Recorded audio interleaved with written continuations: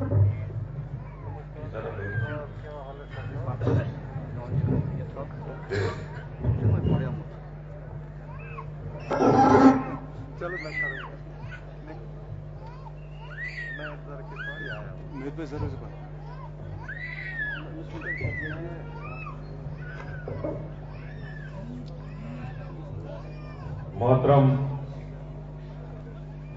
रमन भल्ला साहब,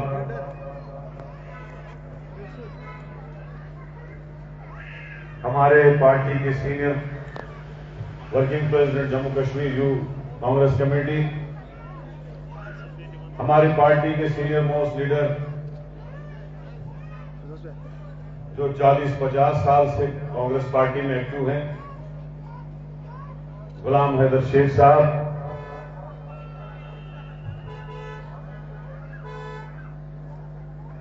हमारे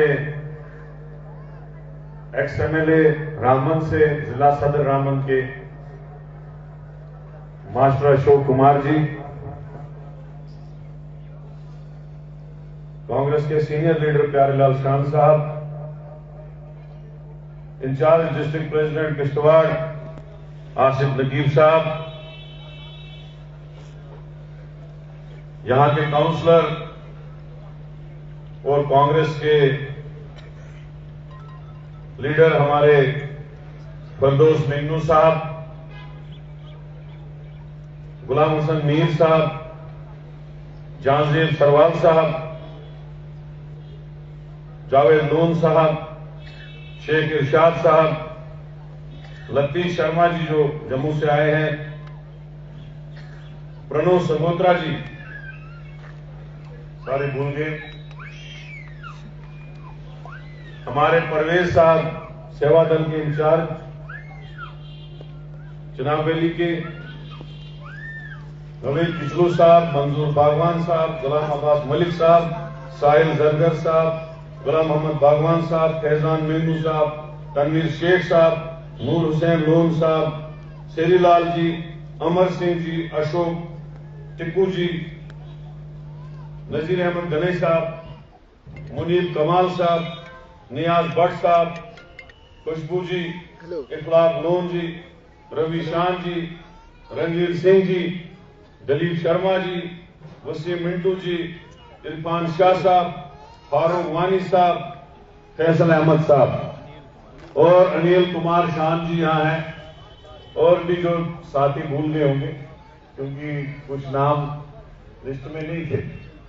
block president साहिबान, सरपंच साहिबान, पंच साहिबान, पार्टी के सीनियर साथी, यूथ कांग्रेस के साथी और जिन लड़कों ने हमें स्वागत दिया मोटरसाइकिल पे, उनको भी बहुत बहुत मुबारकबाद मैं पेश करता हूं, उनका भी शुक्रिया अदा करता हूं। बुजुर्गों, आज इस किश्तवाड़ की पाक धरती पे जहां शाह फरीदुद्दीन बगदादी रहमतुल्लाह अलैह का आस्थान मुबारक मौजूद है, इस जगह पे मैं आपके सामने हाजिर हूं और अपने आप को खुशकिस्मत समझता हूं कि मुझे बहसत सदर इस अपनी चुनाव वैली का दौरा करने का मौका मिला। जिंदगी के काफी दौर गुजरे, काफी साल पहले से मैं यहां आ रहा हूं, आता रहा हूं, लेकिन वक्त का पता नहीं चलता है। जिसके साथ हम दौरे करते थे आज वो कहीं और हम कहीं, क्योंकि सियासत में पता नहीं चलता है कि कब कौन सही डिसीजन ले और कौन गलत डिसीजन ले। मुझे लगता है कि आज जो आपके चेहरों पे मुझे रौनक लगती है, मुझे लगता है अरमान साहब के गुजरने के बाद अल्लाह ताला उनकी मग़फ़िरत करे, आज कश्तवाड़ के कांग्रेस के लोग एक पिंजरे से निकल के आजाद हो गए हैं। इस कश्तवाड़ के साथ बहुत सारी साजिशें खेली गई। जो लीडर यहां कांग्रेस को बनाना चाहता था, उसको हथौड़े से सर पे मार के दोबारा जमींदोज किया जाता था। क्योंकि यहां बहुत सारे, क्योंकि मैं इन चीजों का गवाह हूं, कोशिश की जाती थी कि ऐसा चेहरा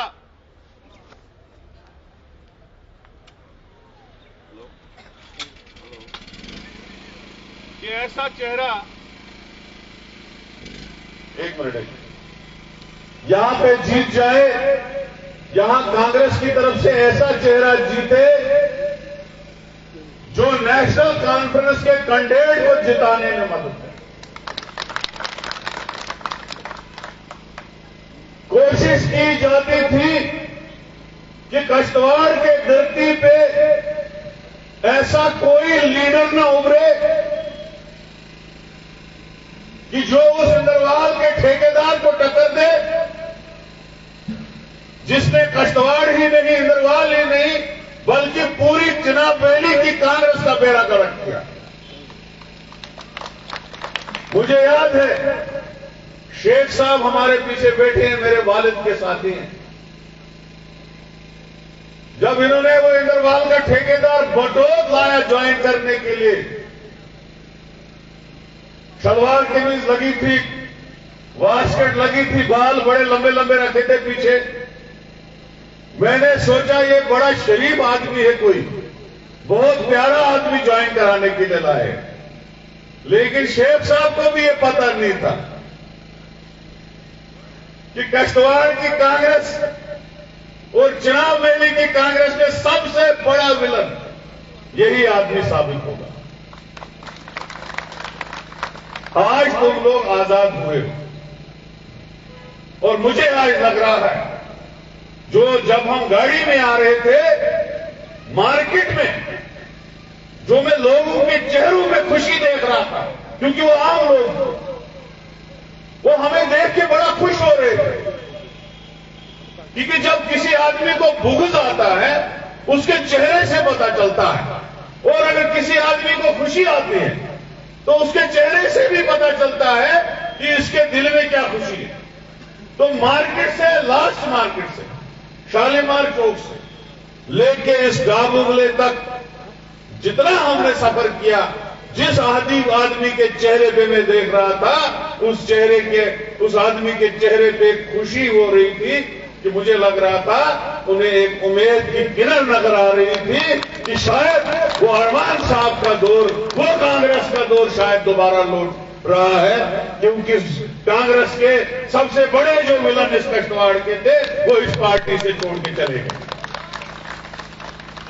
आज इलाकों के मुख्तलिफ हिस्सों में वो खोया हुआ जो इक़्तिदार है, उसको ढूंढने की कोशिश कर रहे हैं। अरे ये खोया हुआ इक़्तिदार, जो इक़्तिदार तुमको कांग्रेस पार्टी ने दिया, जहां आप एमएलए बनने की भी नहीं सोच सकते थे, वही आपको leader of opposition, union minister, general secretary, हर चीज आपको कांग्रेस ने दी। और थोड़ी देर नहीं बल्कि 50 साल देते रहे। आज एक छोटा सा अवार्ड और मोदी जी के मगरमच्छ के आंसू आपके सामने आ गए, और आपने 40 साल, 50 साल जो कांग्रेस पार्टी ने आपको दिया, जो इंदिरा जी ने, जो संजय गांधी ने, जो राजीव जी ने, जो हमारी मैडम सोनिया गांधी जी ने, राहुल जी ने आपको इज्जत दी, सम्मान दिया, कद दिया, पोस्टें दी, इक़्तिदार दिया, वो सारा कुछ आपको मोदी जी के 2 आंसुओं में भूल गया। तो मुझे बेहद अफसोस से ये कहना पड़ता है हम सबको बानहाल से लेके पाडर तक, छात्रों तक, कष्टवाड़ तक, डोडा भद्रवा भुलेसा तक सबको एक होने की जरूरत है। उन ताकतों से लड़ने की जरूरत है। वो ताकतें जिन्होंने हमारे हिंदुस्तान में बर्बादी के सिवा कुछ नहीं दिया, जम्मू कश्मीर को बर्बाद करने के बगैर कुछ नहीं दिया। आज अगर बीजेपी के लोगों से हम पूछेंगे कि क्या दिया तुमने हमारी स्टेट को, आप लोग 9 साल से राज कर रहे हो, आप लोग 9 साल से इक़्तिदार में हो, तो वो आगे से कहेंगे कि हमने आपकी स्टेट को स्टेट से स्पेशल स्टेटस से और एक बड़ी स्टेट से यूटी भी बनाया, स्टेट के 2 हिस्से भी किए और स्पेशल स्टेटस भी किए। ये भाजपा की 9 साल की उपलब्धियां है। उसके बाद आज टेलीविजन सड़कों पे, आज कैजुअल लेबर सड़कों पे, जो 15 साल पहले आंगनवाड़ी बहनों का तनख्वाह था वो आज वही। हमारे एसपीओ दरबदर, हमारे वीडीसी वाले दरबदर, हमारे नरेगा के एम्प्लॉयज, एनआरएचएम के एम्प्लॉयज, लेबर खेल, CIC operator, hospital development fund में लगे हुए टेम्पररी मुलाजिम, सारे लाखों की तादाद के हिसाब से दरबदर। लेकिन भाजपा के काम में टस से मस नहीं हो रहा है कि क्या हम इन लोगों की सुने, इन लोगों की तनख्वाह बढ़ाए, इन लोगों को परमानेंट करें। नया लगाने की तो बात ही नहीं, वो तो इस हुकूमत में चैप्टर क्लोज हो चुका है। आज बेरोजगारी के हालात है, जिस इलाके में जाओ, जिस जगह में जाओ, जिस तहसील में जाओ, जिस ब्लॉक में जाओ, सैकड़ों की तादाद में मुलाजिम रिटायर हो रहे, नया कोई नहीं लग रहा है। ये भाजपा की उपलब्धि है। भाजपा की उपलब्धि यह है कि जब कांग्रेस का दौर था 450 रुपए का गैस सिलेंडर था और भाजपा कहती थी हम 250 रुपए में देंगे, लेकिन आज 1200-1250 रुपए का, कांग्रेस के दौर में चावल का किलो जो 15 रुपए में था आज 60 रुपए का है। कांग्रेस के दौर में जो आटे का किलो 8 रुपए का था वो आज 35 रुपए में पहुंच चुका है। जो तेल की बोतल 50 रुपए में थी वो आज 200 रुपए में है। जो डीजल 60 रुपए का था वो आज 100 रुपए में पहुंच चुका है। ये उपलब्धियां है भाजपा सरकार की। आज जम्मू कश्मीर की सरकार स्टेट में 35% बेरोजगारी की शरह है, जो आज आजादी के बाद आज तक सबसे ज्यादा शरह है, सबसे ज्यादा बेरोजगारी अगर जम्मू कश्मीर में आजादी के बाद है तो आज है। वजह क्या है? बीजेपी के 10 साल 9 साल का शासन वो जिम्मेवार है। मनमोहन सिंह के शासन में कभी ये चीजें नहीं हुई। पैसे का फ्लो था। मेरी रिक्वेस्ट है, आपने अभी तक सब्र किया, 2 मिनट आप सारे बैठिए। तो जो भाजपा का शासन है उस शासन में बेरोजगारी मिली, भूखमरी मिली, कोई डेवलपमेंट नहीं हुई। आपने सुना होगा 2 साल पहले मोदी जी ने 80,000 करोड़ का पैकेज जेड के लिए ऐलान किया, उसके बाद 2 लाख करोड़ का पैकेज ऐलान किया। सारा ऐलान ही करते रहे, मगर जमीन पे लोगों को कुछ नहीं मिला। जब मनमोहन सिंह आए थे उन्होंने 24,000 करोड़ का पैकेज ऐलान किया। मेरी उंगलियों पे हिसाब है उसमें क्या क्या हुआ। 8 ग्रिड स्टेशन जम्मू में बने, 8 कश्मीर में बने। पंडितों को 15,000 नौकरियां मिली, जब्ती के फ्लैट बने। ऐसे ऐसे काम हुए जो आया मिनिस्टरों के सामने हमारे प्रधानमंत्री ने, प्राइम मिनिस्टर ने खाली झूठ बोलना सीखा। आपको याद होगा जब 2014 का इलेक्शन हुआ तब उसने 15-15 लाख अकाउंटों में डालने की बात कही थी लोग, तब 2-2 करोड़ नौकरियां देने की बात कही थी लोग। कहां गई वो 2-2 करोड़? आज 16 करोड़ नौकरियां मिलनी चाहिए थे लोगों को। आज 15-15 लाख रुपए अकाउंट में आने चाहिए थे।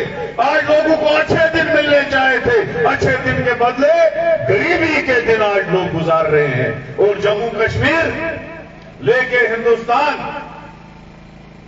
हंगर इंडेक्स में 80 नंबर से 107वें नंबर पे पहुंच चुका है। भूखमरी का इंडेक्स हर साल सर्वे होता है। आज हम पाकिस्तान से पीछे चले गए हैं, श्रीलंका से पीछे चले गए हैं, नाइजीरिया और बांग्लादेश से पीछे चले गए हैं भूखमरी। ये मोदी जी की देन। जब इनसे पूछोगे तो आगे से मंदिर मस्जिद की बातें करेंगे, आगे से हिंदू मुसलमान की बातें करेंगे, आगे से ये सारी बातें करेंगे और आप लोगों को बोलेंगे कि मंदिर को वोट दो, मुसलमान के खिलाफ वोट दो। अरे मेरे भाई 6 साल में एक बार वोट देना होगा। रोज तुम कश्मीर की दिल्ली में, होटलों में, मीटिंगों में, हर जगह भाईचारे से रहते हो, बैठते हो, उठते हो, एक दूसरे के अंतिम संस्कार में आते हो, एक दूसरे की शादियों में आते हो। 5 सेकंड के वोट डालने में कौन सा हिंदू मुसलमान? मुझे बताओ। 5 मिनट में आदमी 6 साल के बाद वोट डालता है, उसमें हिंदू मुसलमान। शादियों में जा रहे हैं, उसमें कोई हिंदू मुसलमान नहीं। जब किसी की डेथ होती है उसमें कोई हिंदू मुसलमान नहीं। जब कोई फंक्शन होता है उसमें कोई हिंदू मुसलमान नहीं। जब कोई अफसर होता है, डे मजलिस होती है, पंचायत होती है, बाजार में इकट्ठे उठते बैठते हो, उसमें कोई हिंदू मुसलमान नहीं। लेकिन 2 मिनट का वोट 6 साल के बाद डालना है, उसमें हिंदू मुसलमान। तो इसलिए हम सब लोगों को जागना पड़ेगा और एकजुट होना पड़ेगा। आज पार्टियां निकली है, हमारे से ही ब्रांचें भी, मोदी जी, अमित शाह जी और बीजेपी के साथ एग्रीमेंट कर। यही हमारा लीडर हमें कहता था कि चुनाव वेले में हम ज्यादा से ज्यादा सीटें कैसे ले, और यही हमारा लीडर आज चुनाव वेली में बीजेपी का ठेका पकड़ के चला है कि मैं कितना वोट डिवाइड कर सकूं और बीजेपी को ज्यादा से ज्यादा सीटें दिला सकूं। इसलिए जागने की जरूरत है, सोचने की जरूरत है। अगर हमारे लीडर को यह भी पता है कि हमारे वोट सेकुलर वोट से, सेकुलर वोट के बढ़ने से बीजेपी को फायदा हुआ, तो क्या जरूरत थी बीएपी बनाने की? ये कि तेरा चाहने वाला, टोपी वाला सदर नहीं बन सका कांग्रेस का और तूने पार्टी बनाने का ऐलान किया? हद है। अरे कौन सी क्वालिफिकेशन थी उसमें सदर बनने की? ये कश्तवाड़ से पूछो, कश्तवाड़ के लोगों से पूछो, कांग्रेस के वर्करों से पूछो कि उसमें क्या क्वालिफिकेशन। ठेकेदारों से पूछो, हर चीज उसका आया है, हर चीज उसका ऑनलाइन है। तो उसके लिए पार्टी बनाई आपने। इंशाल्लाह मुझे यकीन है आने वाले इलेक्शन में आप लोग एकजुट होंगे, कांग्रेस को मजबूत करेंगे। बॉर्डर की कॉन्स्टिट्यूंसी में भी, कश्तवाड़ की कॉन्स्टिट्यूंसी में भी और इंदरवाल की कॉन्स्टिट्यूंसी में भी हम मेहनत करेंगे, घर घर जाएंगे, पंचायत पंचायत जाएंगे, कांग्रेस का पैगाम पहुंचाएंगे, राहुल जी का भारत जोड़ो का नारा पहुंचाएंगे। राहुल जी जो निकले बेरोजगार नौजवानों के लिए, महंगाई को खत्म करने के लिए, और इंशाल्लाह जो हमारी स्टेट बीजेपी ने छीनी, जो हमारी स्टेट के 2 टुकड़े किए, जो हमारा स्पेशल स्टेटस छीना गया, जो हमारी स्टेट सब्जेक्ट छीनी गई, जो महाराजा ने हमको 1927 में दी, जिससे हमारा वोट सुरक्षित था, जिससे हमारी नौकरी सुरक्षित था, जिससे हमारी जमीनें सुरक्षित, वो इंशाल्लाह कांग्रेस ही वापस देगी और कोई नहीं वापस दे सकता। हम बीजेपी वालों को कहते हैं अभी भी सुधर जाओ। तुम सोचते हो कि हमने स्पेशल स्टेटस छीना, ये हमने छोटा काम किया? अरे आने वाले दिनों में यही जम्मू कश्मीर की जो पार्टियां हैं ये तुमको, ये लोग जो है जवाब देंगे, क्योंकि तुम्हारे किसी मैनिफेस्टो में ये बात कभी नहीं थी कि तुम इस हमारी इसी अच्छी खासी स्टेट को, जो सब स्टेटों में सुपीरियर थी, जहां स्पेशल स्टेटस था, उसको छीन के इस स्टेट को यूटी बनाओगे। तुम्हें आइंदा आने वाले इलेक्शन में जवाब मिलेगा। तुमको हम इस जम्मू कश्मीर से उखाड़ के फेंक देंगे, इंशाल्लाह ये लोग उखाड़ के फेंकेंगे। तो यही कहूंगा मैं, आज बीजेपी अकेली नहीं, उसने अपनी ब्रांचें बनाना शुरू कर दी। 5 अगस्त 2019 के बाद जो पार्टी बनी वो बीजेपी और नागपुर से बनी। इस चीज के लिए खबरदार रहो। किसी की सफेद दाढ़ी और टोपी देख के मत सोचो कि ये सेकुलर है। वो लोग पहले भी क्रिमिनल थे और अब भी क्रिमिनल पार्टी के साथ उन्होंने हाथ मिलाया अंदरूनी। चाहे वो कश्मीर की पार्टियां हो, चाहे यहां की पार्टियां हो, ये सारे लोग अंदरूनी एग्रीमेंट में बीजेपी के साथ। ये लोग आपको आज दिखेंगे नहीं। इनकी हर हफ्ते, हर 15 दिन पीएमओ ऑफिस में मीटिंगें होती है, मुलाकातें होती है, एजेंसियों के साथ मीटिंग होती है, आरएसएस वालों के साथ मीटिंग होती है कि कहां हम क्या करें और आप क्या करें, ताकि कांग्रेस को और दूसरी सेकुलर पार्टियों को हम इक्तदार से बाहर रखें। ये लोग इक्तदार के भूखे, इनको आपकी डेवलपमेंट के साथ कोई मसला नहीं। इनको कोठियां चाहिए, इनको इक्तदार चाहिए, इनको नाम चाहिए, जो इनका खोया हुआ नाम है वो चाहिए। इसलिए इन सब लोगों से होशियार रहने की जरूरत है। इंशाल्लाह आने वाले वक्त में हम दोबारा कष्टवाड़ आएंगे, जगह जगह जाएंगे, कांग्रेस पार्टी को मजबूत करेंगे। और मैं आपको एक और दावत देता हूं कि राहुल गांधी जी भारत जोड़ो की यात्रा लेके लखनपुर से श्रीनगर जा रहे हैं। उसमें जो भी जगह कष्टवाड़ के लोगों के लिए फिक्स होगी, वहां पे आपको उनकी स्वागत के लिए आना होगा। क्या साहब आएंगे? जरा हाथ उठाओ। बेरोजगार नौजवानों के लिए आना है कि नहीं? बेकारी और गरीबी को खत्म करने के लिए आना है, स्टेट का दर्जा वापस लेने के लिए आना है। तो इन्हीं अल्फाज से मैं आपसे इजाजत दूंगा। जय हिंद, जय भारत, धन्यवाद।